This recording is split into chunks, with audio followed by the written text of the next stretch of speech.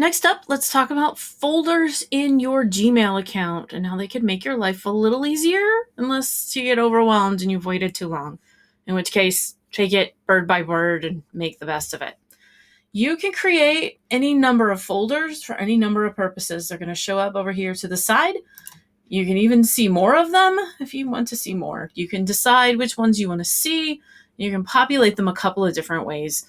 I have a folder created for everything from Jostens. And so I'm going to look through and I'm going to find all of the Jostens reminders I've got about all of the things that we did, all the ways that that needed to happen, and the event management and our rep and whatever else comes along. See, here's more from my rep.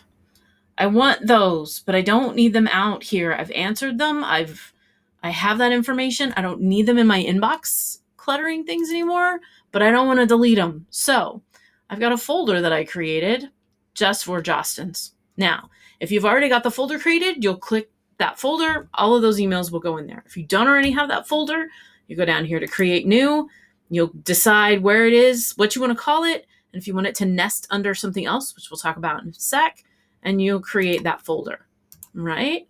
This is the easiest thing to do, is just keep putting things in the right folder and making sure that you have things where they need to go.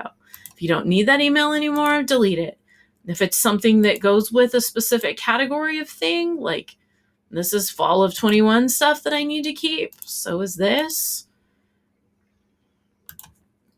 Here's this, here's that. This I already know about, so I don't need it. That needs to go in fall of 21. You're just clicking the boxes and deciding what it is you want and where.